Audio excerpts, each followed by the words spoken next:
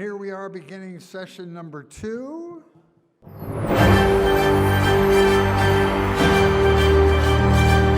Officials here in California are saying this could become the new normal. A call to action today as the state continues to face extreme drought conditions.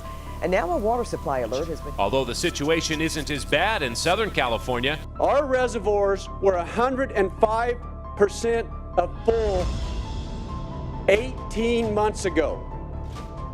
Where did the water go? What can we do? How can we increase storage? How can we increase the reserve? How can we maximize local water supply? And this is the time to ask the state and the federal government to say, invest in us now. We need more infrastructure. We haven't built dams in decades. Why California hasn't invested in a large-scale water infrastructure over the last few decades? What are you doing to increase our water supply? How can we get more water? Conservation, but that's not going to be enough to get us out of the situation we're in. All right, welcome to session number 2. The best defense to drought is water supply, sponsored by Shimmick. This next session deals with a topic on everyone's mind: how best to provide a reliable water supply to Orange County 3+ million residents.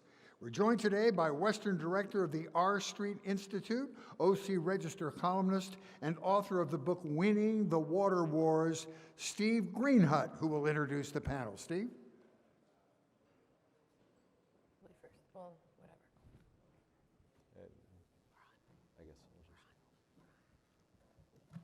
Okay, thank you. There was a union official, totally unrelated topic, but was asked ultimately, what is it you want? What's your end goal? And he said, more. And that's basically my approach to water. We need more water abundance. Water abundance can help urban users, can help the fish, it can help farms, and it helps the economy and the poor. So my book was focused on creating abundance, and I imagine that's not a controversial topic here today.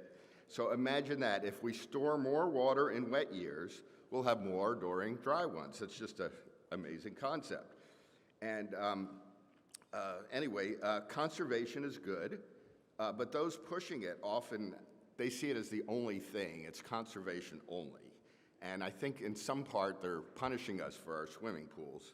Not that I have a swimming pool, but anyway, that seems to be the ideological focus of some of the folks.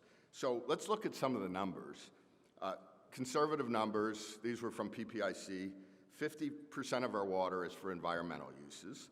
40% is ag, 10% is urban, 5.7% is for residences. So I'm not a math genius, but if we stop washing our cars, it's probably not going to make a lot of difference. So we need more water storage. In 1960, the average Californian used 171 gallons of water per day, per person per day. And that number now is around 51. So we are conserving. In neighboring Arizona, parched Arizona, I had just done a program there, and they use less water overall today than they did in 1957 when the population was 1/7 the size that it is right now. So we are conserving, but we're not building infrastructure. So I had an environmentalist I was talking to. He asked me, he said, what good is building more storage? Look up at the Sierra snowpack. There is no snowpack. And he's right, provided it never rains again. But it's likely to rain again. So one of the questions I always asked, I was talking to some of the administration officials, what have you done since the last drought? These things take time, and really not a whole lot. So I think we should have been planning ahead. So sometimes people will say, well, what do we do right now? Well, you know, after when you're in a problem, when you have a problem that you have, you need to plan ahead. So there isn't a silver bullet there. So my book focuses on all of the above: storage, recycling, desal. We need more. And a final note: I dredged up a quote from John Muir, who said that Californians should ensure that, quote, storage reservoirs are made at the foot of the range, and all the bounty of the mountains may be put to use. So John Muir wanted more also, although certainly not at Hetch Hetchy. So To discuss this, we have Assemblymember Devon Mathis from Porterville, and he's even rarer than water these days, more scarce than water. He's a Republican in Sacramento. And we have Jennifer Pierre, General Manager of the State Water Contractors.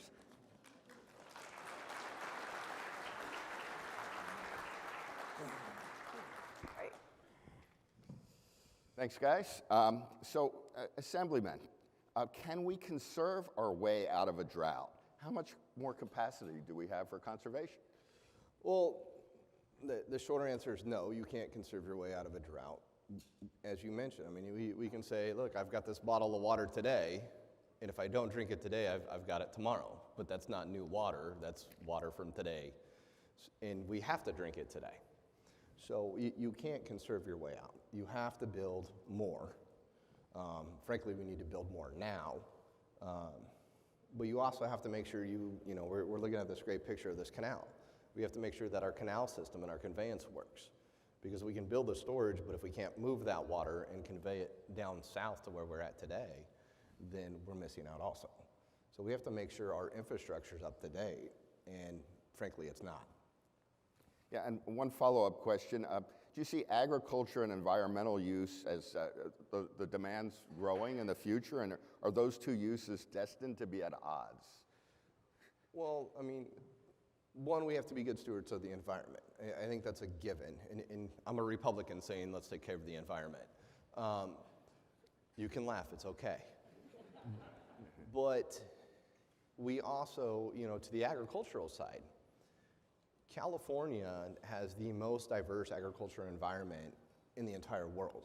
We grow 408 different commodities. I know this, I've been the vice chairman of agriculture for 6 years. I live in Tulare County, home of the World Ag Expo. We have certain crops that you can't grow anywhere else. I mean, you think about like pistachios. Okay, cool, we can grow pistachios in California, or you can grow them in Iran. Where do you want your pistachios to come from?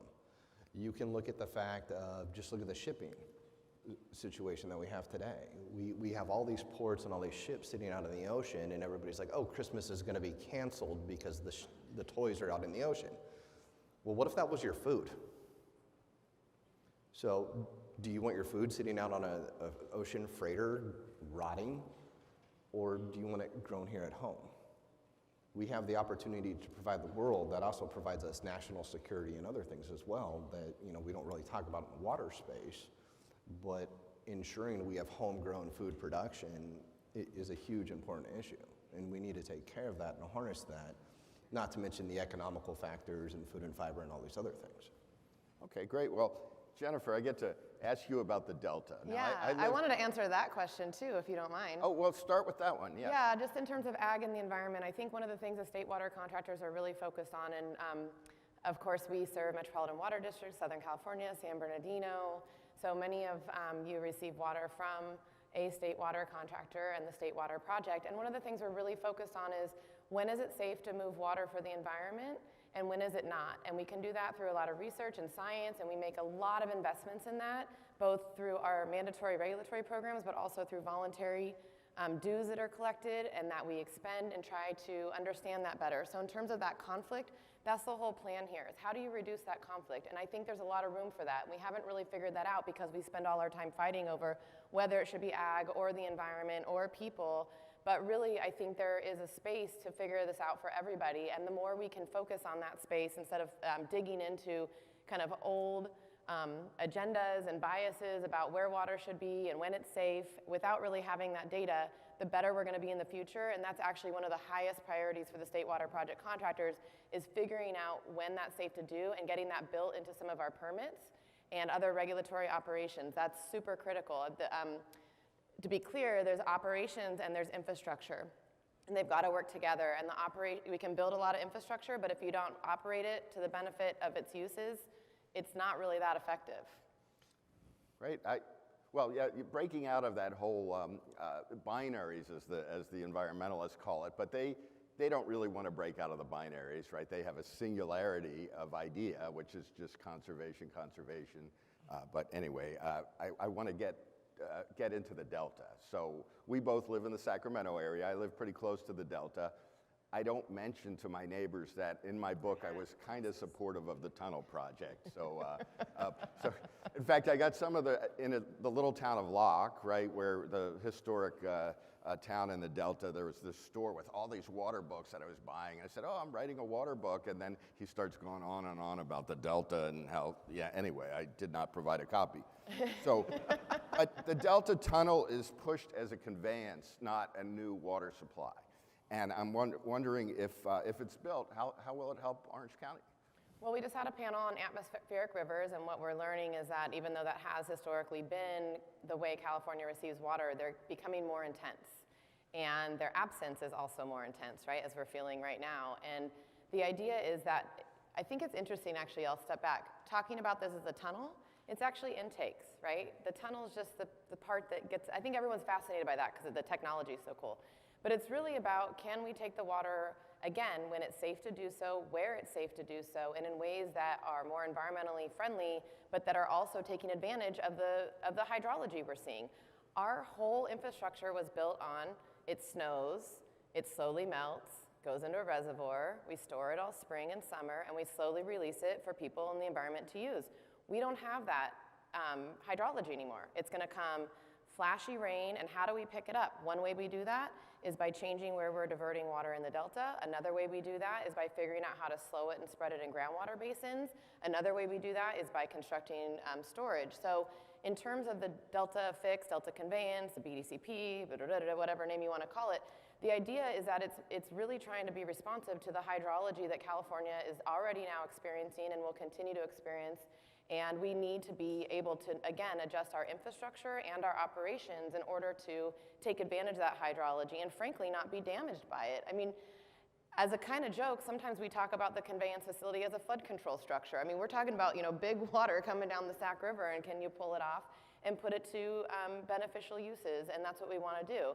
Now, to the environmentalist point, there's a major lack of trust. And I can't help but think that if we had more trust among all the parties, we would be in a much better position to build the facility we really need. And frankly, that's as big as it had been talked about a long time ago, because we want to be able to take that big gulp. But because of that lack of trust, I think we had to scale it down. But it'll still be, very beneficial when those big storms come, because we just don't have the same opportunity now with the intakes being in the South Delta. But the Delta needs some sort of fix, right? I mean, Absolutely. Yeah, so Brett Barbary of the Yorba Linda district, he compared it to a 6-lane freeway that hits into a two-lane dirt path, and then it connects to some sort of freeway at the end. So it's this kind of mess of arteries that need to be fixed. But obviously, given the politics of Sacramento, the 2 tunnels down to 1 tunnel, whatever it's going to be. Is there anything that can be done about the Delta now, regulatory-wise, and not just a big project? Yeah, I think we did just receive a new biological opinion in 2019 and an incidental take permit in 2020. I think everyone's aware that there's a reconsultation that will occur on the federal Endangered Species Act, but I think everything the state water project contractors are doing is really focused on the idea of how do you take water when it's wet so that there's less stress on the entire system, people, environment, farms, when it's dry. And as written, the incidental take permit, in my opinion, arbitrarily takes wet water. And that's a problem for me, because I want to be able to move that water. Now, we also need to be in a position to take that water. And in 2017 and 19, when we just had the most recent wet years, in fact, the only 2 really wet years in the last decade, we actually turned the pumps almost all the way off by February of those years, because there was nowhere to put the water. And I can't help but sit thinking now in 2021, what if the Kern water bank was expanded, or we had more water banking in the valley, or we had more storage? And I just, then I get really frustrated that we didn't do that before. So. Well, let me jump in with that, because as we're talking about that, and you're mentioning, Kern water bank and doing that. One of the important things, and this is a frustrating legislative piece, is we just saw Senate Bill 559 for the second time not make it through the legislature. So what is Senate Bill 559? It's a funding act to do all the maintenance on this canal system that we all depend on. And the sad reality, and I mean, I'm not a numbers guy. Like I was a military guy, and then I ran for office. But the number's something like 60% of the capacity, and Jennifer probably knows this better than I do, 60% of the capacity we're losing. So we could be running 60% more water down these canals during wet times, banking it, recharging the groundwater, fighting subsidence, doing these things that matter, but we're losing 60% because the canal system is outdated and needs maintenance. Think about that. Let me add to that. In 2017, I believe it was, Friant, so there's three major canals. There's the Friant-Kern Canal, the California Aqueduct, and the San Luis Canal. And the Friant-Kern Canal had some contractors that had a 100% allocation in that wet year, and they received zero water because the canal couldn't deliver it because of subsidence. Similarly, on the State Water Project, which is a very important facility for Orange County, when we have an allocation over 80%, we will not have the capacity to deliver more than that. So it's a really critical bill. It actually, I think it was 3 times now. This is third the charm of being dissed in the legislature. We did receive $100 million in the budget this year and a proposed $100 million in next year's budget for that. So we are making progress. There's some federal legislation moving. But that repair is starting now. We can't wait for that, and that is a really critical thing. And so when Brett talked about there being a freeway on the other end of the Delta, I don't know, it's becoming kind of its own 2-lane dirt road. So we really do need to fix that. Well, when we talk about, and Jennifer, that when we talk about water up north, people say, oh, they're stealing, you're going to speak in Orange County about water. They're stealing our water for their swimming pools. Now, you're in the kind of in the middle there, so I don't know what your neighbors think. But, Orange County water agencies really are doing a pretty good job, and I'm not just saying that because I'm here as their guest, but through water recycling, stormwater capture, recharge, desalination, if we could ever get the Huntington Beach plant done. So, Assemblyman, I was wondering, is OC a model for the rest of the state?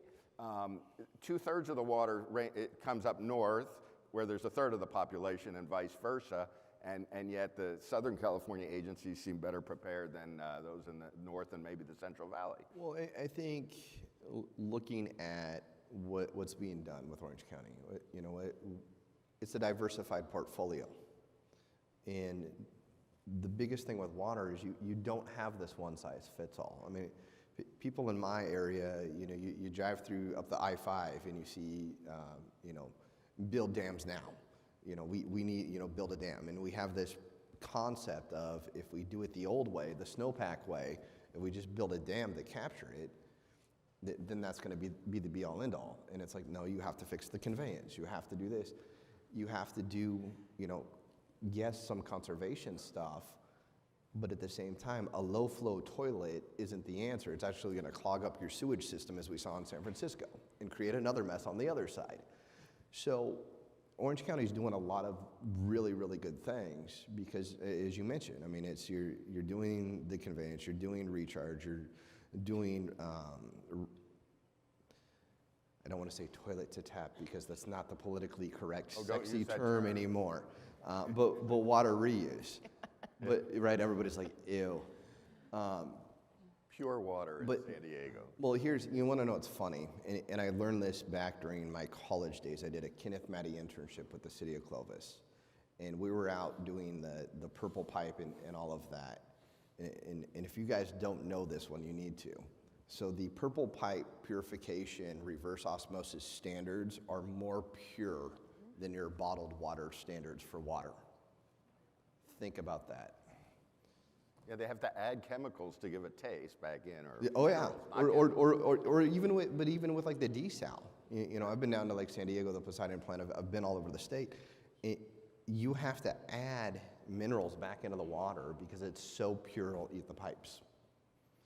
So I mean, Orange County is doing a lot of the great things, but one of the things that Orange County, and I appreciate this forum and this opportunity, and we heard it mentioned in the earlier panel, but you have to look upstream. You can't just get in your own bubble and go, okay, well, Orange County's good, so we're good.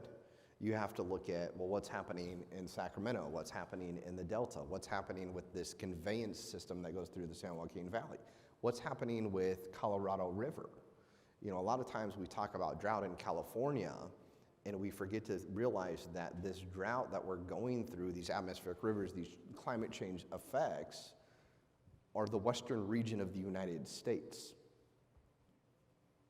So what happens when Colorado shuts water off to us and we no longer get Colorado River water because you've got to maintain the dams over there and the power plant? I mean, what happens if Hoover Dam goes out? Right? Nobody has an answer to that because they're like, oh, it'll never go out. There'd be a lot of problems. But, wait, yes. But in a world of climate change, in a world of droughts and floods and these types of things, that's a possibility that we have to constructively think about. We have to think, how do we self-sustain California? And I mean, frankly, the answer to it is we need ongoing funding. And it's no secret, I know Orange County Water District, and I thank you guys for it, just voted in favor of this California Water Funding Initiative. Right, this is a good time to go into that. That would, for 2022, correct. It would earmark 2% of the general fund towards storage to build up to a certain capacity. Could you explain that and whether you think it has a realistic chance of getting qualified and passing? I definitely think it has an opportunity. So long story short, because I know there's people out there and we hear, you know, oh, this is some crazy radical thing or this is some group. The true story behind this initiative is this is something I came up with in 2019. And we sat there and I looked at what was happening with the bonds. I looked at Prop 1, I looked at these things, and it's like nothing is getting done. We're running out of money, and we've got this laundry list of projects that we know we need, and there's no money for it. You know, and you look at this and you go, okay, I can pass a bond today, and by the time we get all of the bureaucratic red tape done to actually build it, the inflation's gone up, the cost of the project's gone up, and now we don't have the money to build it. This is a flawed system. Doing water bonds does not work. And history has kind of proven that to us. So how do you fix that? And a lot of the water bonds, if you look at the projects, in fact, and this isn't a bond, but I looked at the governor's $5 billion proposal for water infrastructure. I'm like, there's none of this is water infrastructure, at least not how normal people think of water infrastructure. So it's, you got to look at different pieces. So the first thing I looked at was funding. And I looked at what we did with Prop 98 with education. And obviously that's not enough for education. We're always, you know, supplanting that and figuring out other things to get more funding there. But I looked at that mechanism. How did we get there? How does it work? And then you got to look at, okay, what number is the right number? So then you go to these LAO studies, you do these different things, you do the research. The LAO number that we came back with talking with them was like 1.96%.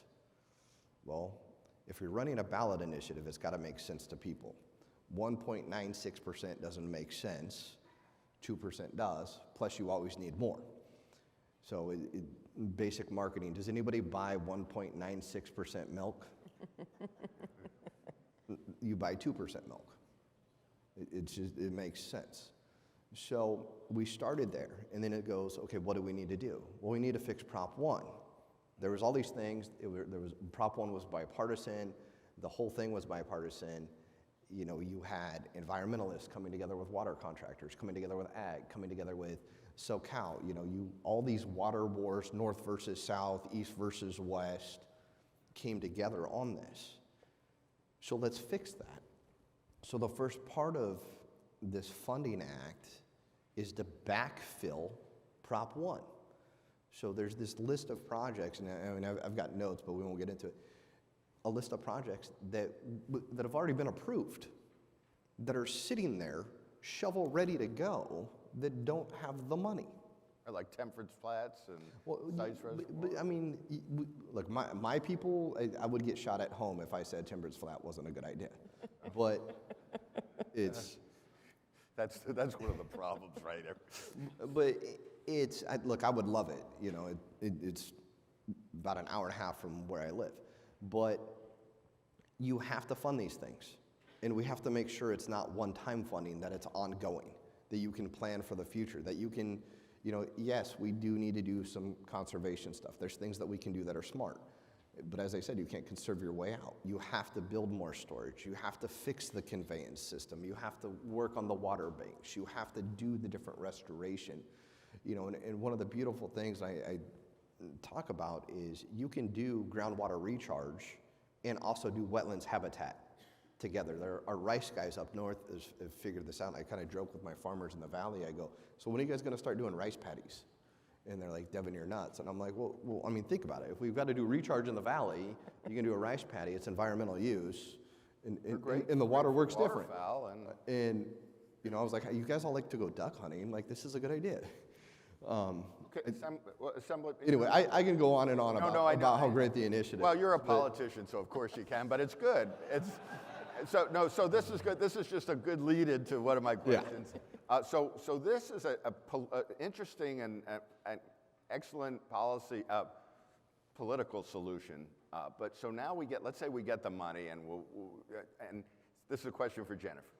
Oh, okay, you're given $1 billion to spend on water supply projects, and how would you spend it? What will we do with all this money and from this idea?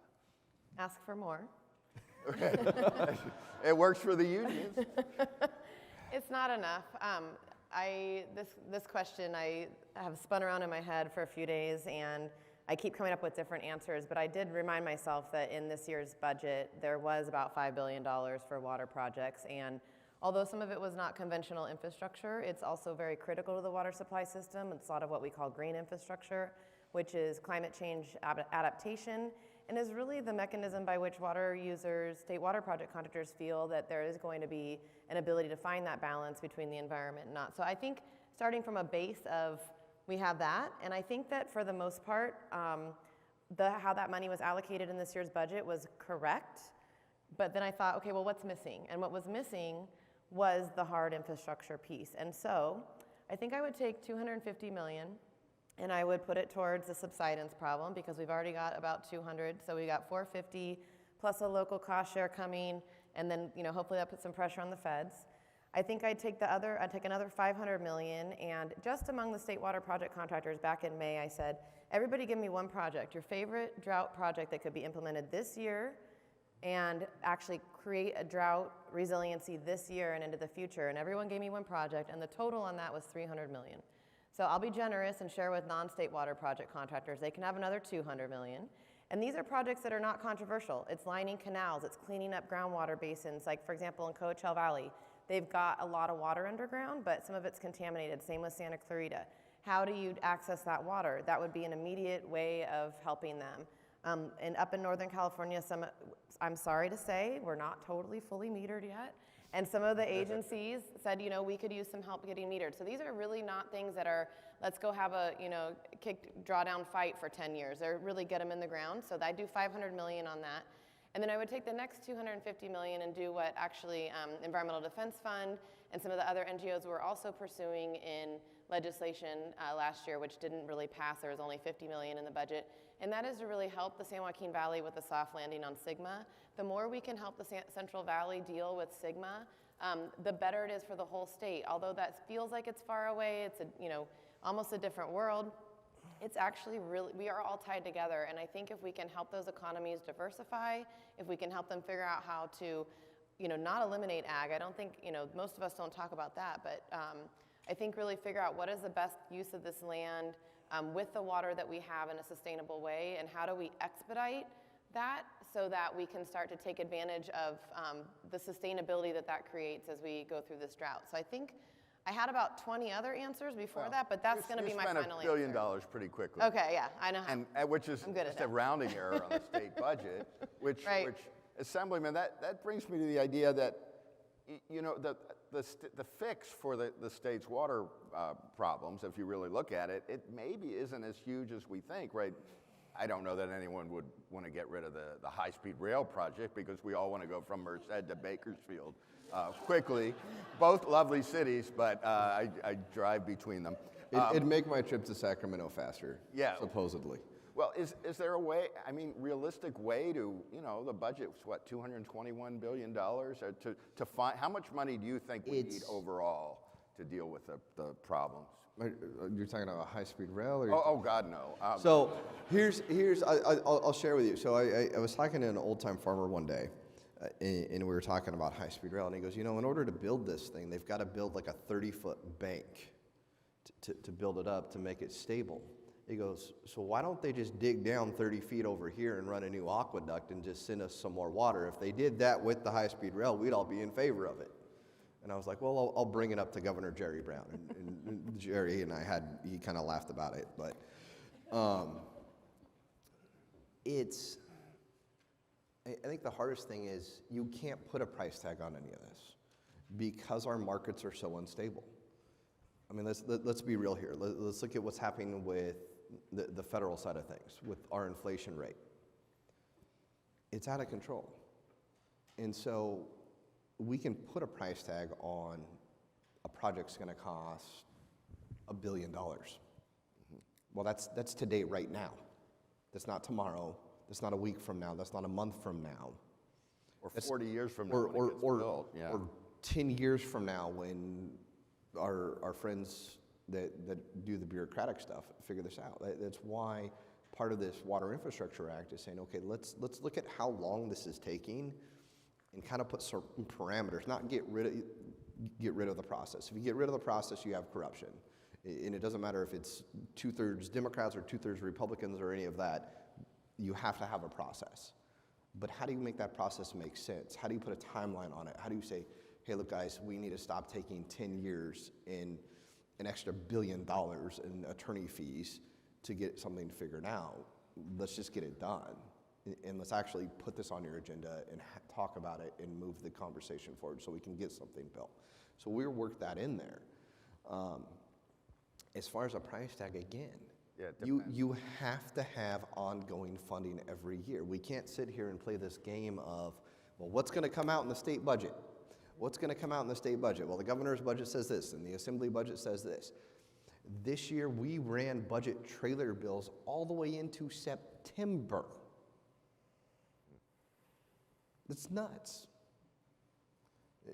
And you're sitting there going, well, what's the water budget going to look like? Well, it's supposed to be done in June, but we have a trailer bill that says it will be determined at some later date. And then it gets done over a weekend and released during, you know, a baseball game, so nobody's paying attention to it. Politics, right? So without ongoing funding and a guarantee for it, we're kind of lost in the sauce, which is why I think this Infrastructure Funding Act is so important, because it gives us that guarantee, it gives us an expected timeline, and it gives us the entire state portfolio. Some of us might love desal, some of us might hate it, some of us might love storage, some of us might hate it. Some people like dams, some people think conveyance, some think water recharge, some think water banking. Let's do everything, and on top of that, let's not forget about the people that are out there struggling with water quality issues, and we put that in there too. Well, Jerry Brown signed a human right to water, which I thought was lovely, except that didn't exactly solve the problem in East Orosi or the southern San Joaquin Valley. Well, East Orosi's in my district. Yeah. You know, my hometown is the city of Porterville. If you go back and look at the drought, we were the epicenter. The first thing I did as an elected official was pull in my nonprofits and my city guys and my county guys, because it was one of those, well, on this side of the road is the city, but east side Porterville's over here. So Jennifer, you're county and we're city, so we don't have to worry about you. The county needs to figure it out. And everybody's going, well, the county doesn't have the infrastructure to figure it out. You guys are on wells, you guys are on this. How do we do this marriage and tie everybody together? And I literally pulled everybody into the Porterville chamber, locked the doors, and said, we're not leaving until we figure this out. And my Army sergeant mode came out a little bit, and everybody was like, dude, calm down. And by the time we went around the second time, everybody was talking across the table, and it was, well, what resources can you bring in? What can the county do? What can the city do? What can the nonprofits do? What can the state do?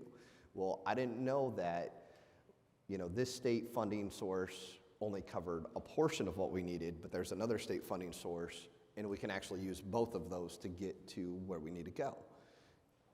Nobody had those conversations because everybody was dug into their trenches.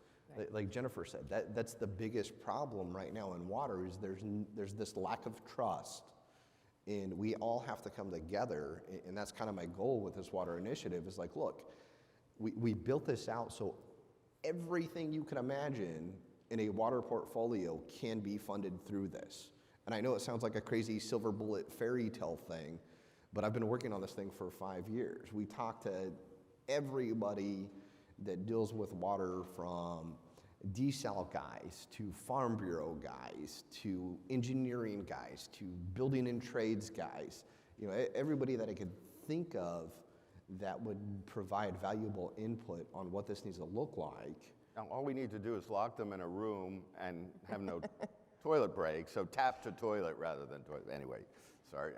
Jennifer, but did you solve that problem, the water, for that water district? Yeah, no, we added infrastructure, a few more wells, there's a pipe that runs out, hookups, we ran legislation. So things are solvable. That did a grant and loan program, because even if you build a pipe down the road, you still have to pay to hook up the home. Well, in Tulare County, the average income is $22,000 a year. People can't afford to hook it up. So it's how do you set up a grant program for people that can't afford it, for people that are in a different bracket? How do you set up a loan program? We built all of those things out. Okay, I want to go into a different issue. So the issue there, and this is the fascinating thing about California water, so we still haven't been, or until recently, haven't been able to provide potable water to people with $22,000 a year incomes. Meanwhile, in areas with much higher incomes, they're fighting over releases of fish. I remember during the last drought, I went out to the New Melones at a water board meeting when they were going to largely empty the reservoir to save a dozen hatchery-raised fish. So that's driven by, I think, some higher income concerns in the environment. And that's what I want to ask you, Jennifer, about is it seems as if there's an environmental case to be made for fixing the delta, right? The delta has subsidence, saltwater intrusion. I think it was Kurt Schmute of Metropolitan Water had talked about how there were bear in the delta 100 years ago, the kind of amazing ecosystem. Isn't the key to solving some of these environmental problems separating the water conveyance and then also funding some restoration and permanently restoring the fish populations rather than just flushing more water out and those fish populations are being decimated anyway. So my question for you is, how do we make that case to environmentalists? There are some reasonable ones I've dealt with, but a lot of them are just, litigation machines that say no to everything. So do you have any practical advice? Yeah, so I think you may have heard of something called a voluntary agreement. It's something that we are continuing to talk about and work on. And, the state water project contractors spend, for the last 10 years, have spent $50 million a year that we get charged by DWR to implement research in the Delta. And it's been very focused on the impacts of entrainment in the South Delta, which is kind of where the tunnel and the new intakes kind of emerge out of, gosh, we got to help solve this problem. But that's really where the focus of the science is. We haven't done a good job figuring out what are the right wetland conditions for Delta smelt or salmon in the Delta. We haven't figured out what sorts of Delta outflow regime would make sense for the fish. We don't actually know. And so when I'm in these voluntary discussions, anyone who would come to the table and say, we need exactly this much water, I can immediately say, you don't know what you're talking about, because I can't even tell you what that answer is. And I read all the literature that doesn't actually exist. So I think, again, going back to this idea that we need to make these investments to understand the questions and the answers better so that we actually can manage this. My personal hypothesis is that the Delta is going to warm up. We already saw that in 2017, even with tremendous amounts of Delta outflow, we didn't see any response from Delta smelt. And the studies that we did implement that year indicated that it was probably too hot for them, no matter what the outflow was. But I think when we talk about salmon, which I think has a lot of cultural value, it's obviously an indicator species, it's food source, so it is an important species, I think, from a lot of perspectives. I'm really focused more on upstream. This is in areas that have been channelized rivers, Sacramento River and its tributaries. And what we're finding with little bits and pieces of research and restoration is that they are, it's a floodplain deficit and it's a food deficit. And I think we've spent a lot of time being really focused on what happens when they get to the Delta. Salmon spend 3 weeks of their entire 3-year life cycle in the Delta. But that's where we'd like to talk about, So I think that in really getting clear about, what are the questions we have about water management, and then what do we need to research in order to answer them? We've never done that. We just keep piling on, studies with our permits that don't actually get at these questions. So my perspective is we can do this, but we need to say, what are we trying to solve? What is our vision collectively? And actually implement the studies to do that. And that is, to me, the most exciting thing about the voluntary agreement is it actually forces us to do that. So I don't know how much water we need to do in the voluntary agreement, and I don't know how much money or habitat restoration, but my opinion is let's do something. Let's not just sit here and fight about it. Like, let's do what can be done and start applying a real science program that can help us answer the question so that in VA 2.0, we know we're better off. And that's what we are missing this whole time. In fact, the Delta Independent Science Board just put a report out earlier this week essentially saying our monitoring program stinks. The whole thing. And it's $100 million a year. 50 from the State Water Project, 50 from the Central Valley Project. What are we doing? So that's my answer to the Delta, VAs. Good. Well, let me have another question for the Assemblyman, and then if there are any audience questions, we can take some of those. But obviously, SEQ was a problem, and I noticed that, when Darrell Steinberg wanted a new Kings Arena, somehow SEQ went away for that specific project. He was pointing, I thought, never mind. We've got dignitary Senator Newman's in the audience, so just, but the military guys don't need the other hand signals. There's Senator Newman. Yeah. No. Hello. Welcome. Yes. Look, we can be bipartisan. There you go. Yeah. So okay. So so we're able to exempt projects. So there was a bill that just was signed into law that exempted people who are filing lawsuits against the safe injection sites. So how do we do this with water? Is there a way to reform CEQA practically? Everyone seems to agree. I should ask. Do you agree? I mean, does everyone agree in the Assembly that there needs to be some CEQA reform? I think at some extent. I mean, I do work with senators from across the aisle all the time on looking at CEQA for housing, CEQA for other things. There's a certain point where you kind of go, this part of the state's kind of a concrete jungle. So if we tear down a building and build a new building, is that really going to affect an endangered species? Like, is there some endangered ant or roach that we don't know about that we're going to affect? And so we have these conversations, and it's like, okay, how do you break past the minutia in the political rhetoric and go, okay, what actually makes sense? Because like I said earlier, there has to be some kind of a system, some kind of a process to make sure nobody goes off the rails. Because I think with politics, and we get into the talking heads, and we start watching CNN and Fox, and we get all this stuff from the swamp in DC, and we're like, all right, let's fight. It's nonsense, because there are certain things that make sense, and there's certain things that don't. And it's like, okay, where's the common sense part? Where's the part that says, okay, yes, we need to do this, but we need to look out for X, Y, and Z. We need to make sure. But how do we do that for water projects? Well, so can I just answer? I mean, in one of the recent trailer bills that came, that were done in a black box, but this was a good thing. For the next 3 or 4 years, the state is going to basically exempt any restoration project that is done for purposes of restoration. So it can't be mitigation for a project.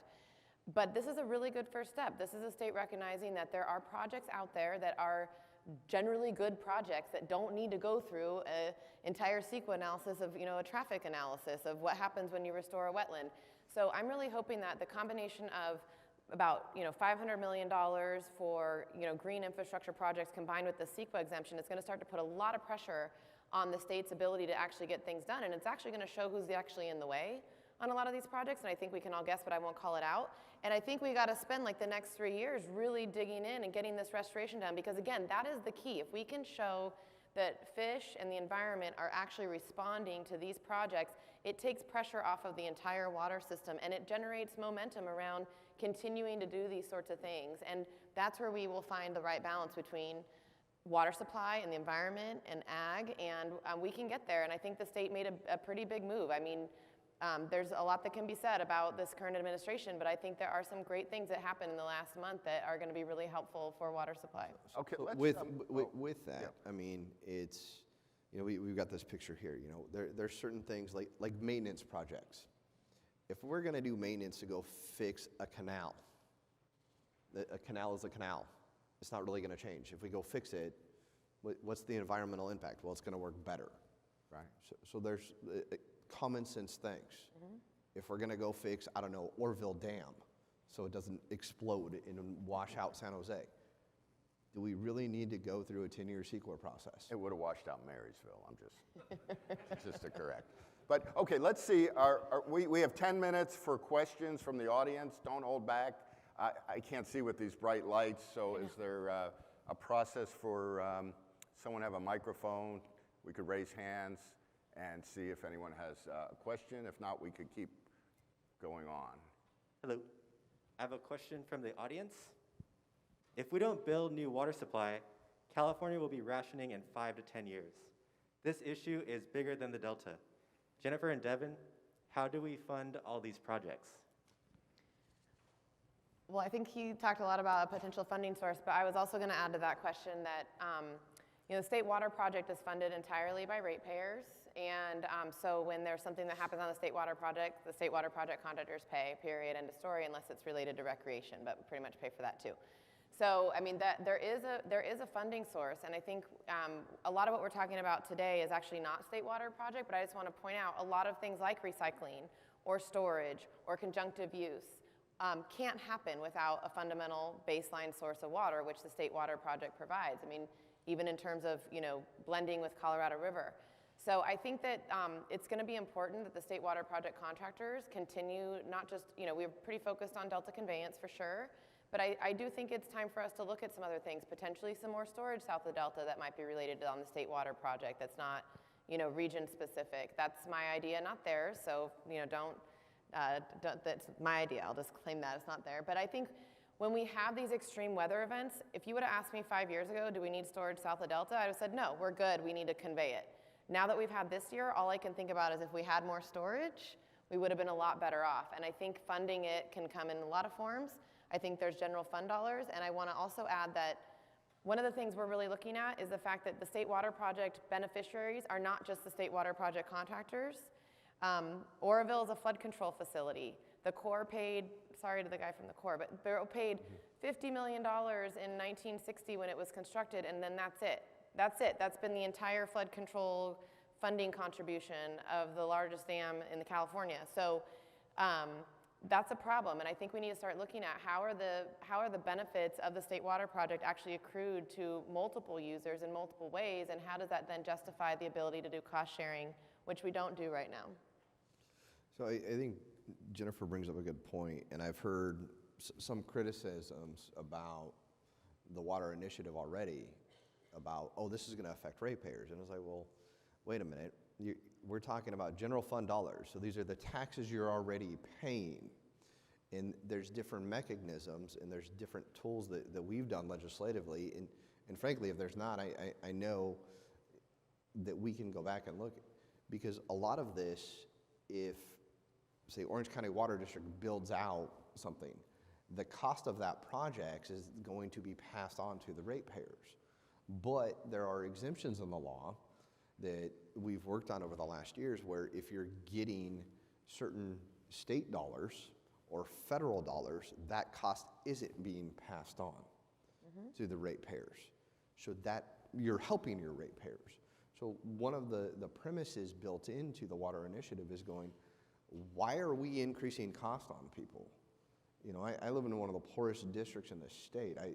City without water, $22,000 average income. My goal isn't to pass any more cost on to anybody because California, we all know California is expensive enough as it is. We have housing projects that are being turned down because there's not enough water, which gets into the homeless issue. We have, everything that we need to do in California, whether it's homeless and building more houses, whether it's environmental, whether it's making sure we have more water to drink, keeping the agricultural industry alive. All of these things tie into water. We know one thing's for sure. We need ongoing funding. How do we do that? We have an opportunity here to come together as Californians, as people from every corner, every walk of life, and go, let's figure this out. Right in the water. Let's get this done. Let's give 2%. And this sunsets. After we hit 5 million new acre feet, this sunsets and goes away. When you touch on a good point, I mean, the water scarcity drives up the cost of everything, including housing. I've reported on projects that were denied because of lack of water, and it drives up the price of food. So that's an important point. Are there other questions from the audience, or? Yes, I have another question from the audience. Yes. Does building desal help us to be less reliable on imported water? Yes. Yeah, and getting back to the question before about is Orange County an example, I think you touched on it, Devon, but I think it's, every region is different, and I think, the Southern California coast is definitely blessed with a whole ocean, so there are instances where that makes a lot of sense. That doesn't necessarily mean that applies across the state, so every region needs to have its own way of solving the problem, and I think that gets at how difficult some water projects are because we tend to govern the state as one big state, and that's not, the rules don't apply in the same ways, and I think it does create unnecessary hurdles. But in terms of any additional or alternative supplies, the more diversified any agency's portfolio is, the better they're gonna be, even if they don't even turn that desal plant on, but when it is a drought. And I think that's the idea, right, is how do you move water when it's safe to do so, and then be in a position that you don't need to move that water when it's not safe to do so, or when there's not water to move like this year. That is the big picture in my mind. So even with the desal, in the San Joaquin Valley, we hear this over and over again. Well, we don't need desal. Stop sending fresh water out the Delta. If you could just move that water down, right? We have this debate. Well, okay. Let's wake up and realize things have changed. Climate has changed. If we can put another desal plant in Orange County or San Diego or wherever that's connected to that system of water that's moving through the valley, if they have more down here, they don't need more from up here. Yeah. So why would we not support desal in SoCal if we're in the valley? And so we're having this conversation now. And but I talk to some of like my Farm Bureau guys and stuff like that, and they're like, oh, I hate desal. And I'm like, well, you need to support it, and here's why. Yeah, I hear that a lot, and I'm like, well, the San Diego's plant, that could meet 10% of a 3 million county water needs. I'm like, that means you don't need more water from the Delta or from the Colorado River. Correct. The other thing critics of it will say to me, oh, it's costly. Well, yes, it is a costlier form of water, but the price of it is going down. The price of imported water is going up. Also, a lot of the costs of imported water are hidden because we've been paying through tax revenue. So that's not quite the clear case either. And also, I think in like the electricity grid, they have higher cost energy sources for the reliability, and that would provide a certain reliability. So, well, I do want to say though that for the most part, for most of the state water project contractors, the cheapest source of water still is state water project because that infrastructure is in place and it's serving its function. Yes, it still is. But on me? Yeah. Okay. Yeah. So, okay. Well, we got 2 minutes left. So I'll start with Jennifer. Do you have any final comments on takeaways for the session? Yeah, I think I just want to say, because I didn't get a chance to say it, if we want the state water project to be functioning in 50 years, we do need to upgrade it, we need to repair it, we need to maintain it. That includes the conveyance in the valley, it includes a Delta solution, it includes a stable regulatory function. We want to get that through the voluntary agreement. So when you see things that we're up to, that's what we're up to, and we're trying to figure out how to make our rules and our infrastructure take that wet water when it's wet, and be protective when we need to be. Great, and Assemblyman. A diversified water portfolio that covers everything imaginable under this state. Please support the Water Infrastructure Act. More information, I know it's cliche, morewaternow.com. Take a look at it. It's bipartisan. This isn't some, I know the critics have said, oh, this is some crazy right-wing thing. No, sorry, this is me and other guys and bipartisanly sitting down and going, what can we do to pay for a diversified portfolio and know we're not gonna run out of money? Find out more, support it. If you wanna know more, call my office, contact the group. Thank you all for being here. And my final comment is more. We need more. So, now, more water now. Thank you.